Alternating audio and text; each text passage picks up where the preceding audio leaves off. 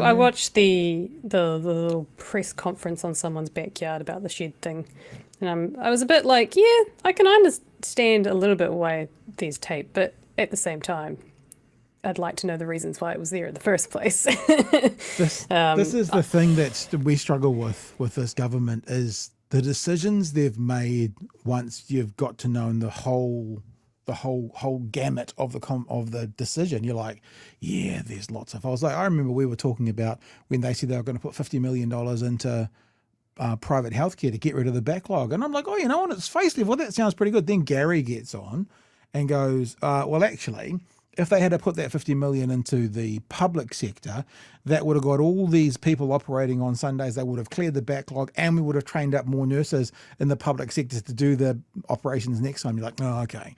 So it's just funneling money to the private sector. So when you get the full impact of it, and I feel a bit the same way about the announcement, like you kind of said yesterday, to do with this new way of marking. Is it going to be better? Is it going to be worse? Is it going to make no difference? Are they just putting a diversionary tactic up there 12 months leading up to the election because they don't want us to talk about the underfunded schools and how the real problem that they should be fixing is the teacher to student ratio, something they're not addressing at all. But, bells and whistles and sparkly things, they've kind of magpied us all to maybe direct it. And so the devil, and a bit the same with this one. We might as well start off with, I guess. Which I didn't even say in the bloody thing. I still don't know what the changes are. At least in the stand up in someone's backyard, I was just like, well, okay, so what are they doing? Well, but we'll find out, I guess. We could do that if you want. I've got some of that here as well. It's 3.5 minutes. Is that what you're talking about? That one there? Yeah, he doesn't say anything though. Oh, okay. Well, if it doesn't say Like that's what I mean. He's just like, we're cutting the red tape. Now you can build your garages. Have fun. It's like, okay, well, what are you doing? So I think this explains what they're doing. Let's go to the Silver Fox and see what he's got to say about the whole thing, eh? And then we'll discuss. Restrictions for building garden sheds, garages and sleepouts are set to be relaxed under changes to consenting laws. Single-storey structures up to 30 square metres can now be built 1 metre away from a property's boundary line. So 30 square metres, so 5 by 6. That's not a small building. So that's a double car garage, 5 across by 6 or 6 by 5. Yeah. Jesus, that's massive. Yeah, it's huge. Or 1 metre from another building without consent, while those under 10 square metres face no restrictions. Regulation Minister David Seymour says the government's making the changes following several complaints to his red tape tip line. God.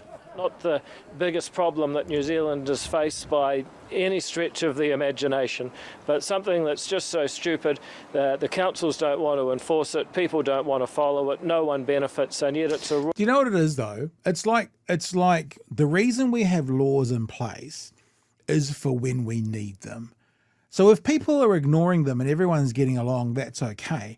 But if you make this decision, now I'm hoping they've thought beyond this, but you could have a 30 square metre building, right, that was 8 metres tall. Because that's still 30 square metres, because they didn't say cubic metres. They weren't implying what the height would be. They said square metres. Now, the reason you have rules in place is so if someone tries to do that and make it 8 metres tall, then the neighbour has a way to complain. Just because people aren't complaining or because people aren't adhering to it doesn't mean it can't be used when needed. And so I'm like, this does feel like a potential way that people will put tons more unlivable but rentable squares of buildings on the back of their property and then rent them out. And as I said, no height restrictions that we've heard of, just 6 by 5, 30 square metres. And as I said earlier, the reason that you have these rules in place is for things like shade. Like, I mean, I guess we know here in Dunedin, I'm probably a bit the same in Christchurch, Ems, but, wintertime when the sun's real low in the sky, you don't want someone in front of you that's got a fence 1 metre higher than your window because you'll get no sun at all. So that's why they're in place. So it just feels like, I don't know, I mean, it feels like he either doesn't know about it or there's something still to come. Like, let's hear the people who complained. What were the complaints? Because if it's just, I tried to build a garage and the neighbour didn't let me. Okay, why? What are the details of that and why? So, anyway, we'll go back to Mr. Seymour. tape tip line. Not the biggest problem that New Zealand is faced by any stretch of the imagination, but something that's just so stupid that the councils don't want to enforce it, people don't want to follow it, no one benefits, and yet it's a rule that you'd be surprised how many people are irritated by. Currently, small structures like this have to be as far from a boundary or residential building as they are tall. Yeah. Anything closer because of the sun. That's why they got to do it, so you don't block the sun. And Isbay Hudson says there are rules about 30 square metre dwellings. Maximum height is 3.5 metres. Well, that's the current rules, but they're changing the rules. And look, I'm not trying to put a red herring out there saying, oh, there'll be 100-metre tall buildings. Oh, you know, I'm not being an idiot. But I'm like, that's when we say the devil is in the detail. What is it? Are we going to stick to that 3.5 metre?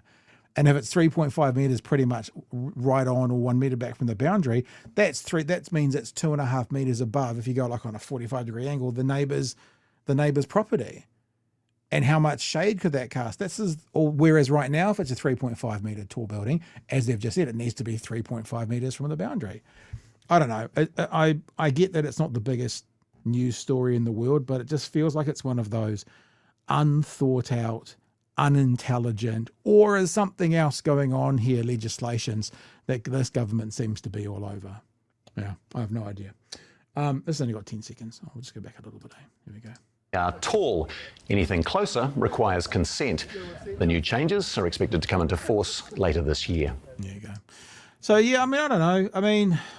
I mean, there was something on the scaffolding last week. I'm not about more regulations and making it harder. Some of the scaffolding rules do seem a bit OTT, but we need to see your workings, Mr. Seymour. I want to see his workings, Emily. I don't trust these guys. I just don't trust them. That's what it comes down to. Yeah, I think, and they have a track record and reason for why we don't trust them. Because every time we're like, oh, that seems reasonable, and then you go, oh, no, never mind, that was just all for this other shit. And that's, yeah, nah. Anything, you start getting annoyed at yourself because you're like, damn, it's just everything they come out with. I just feel like I'm annoyed, or I'm just like, oh, it's just because it's national, I'm angry at them. But honestly, truly, anything that does seem reasonable tends to come with caveats that end up opening a shit storm of other shit that can come through. So, like you were saying, you know, scum lords, slum lords, or should I say, building God knows what in their backyards. So I think there's reason to be skeptical, and it's always important, I think, to look at why those restrictions and why those things were there in the first place. And instead of going, we're completely cutting the red tape, maybe going, we're going to adjust it so that it's, you know, negotiable. Because I think the guy in the story that they're showing there, he didn't get it consented, so it's not technically legal or not consented.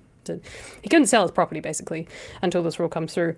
But he got all the consent of all of his neighbours to do it. So I think that's reasonable. If you can get consent from, I don't know, most of your neighbours within reasonable, you know, if the one of the neighbours says no, but it's like it's not actually going to impact you, and you can make good reason for it, then yeah. But yeah, and there is a thing when you buy a house with unconsented work that you can sign off on as a purchaser. I know this is not consented, or there's a way you can get retrospective consent. And there's things like, for much older work, like grandfathering it in, like decks that don't have quite the same way they've been structured as they'd have to be structured today. Doesn't mean it's breaking consent. It means they're grandfathered in from the consents from eons ago, sort of thing, the way they used to do things. Yeah, Vampire says something interesting. Yeah, but that's other people, Pat. Libertarians only care themselves. Screw anyone else and screw community. Yeah.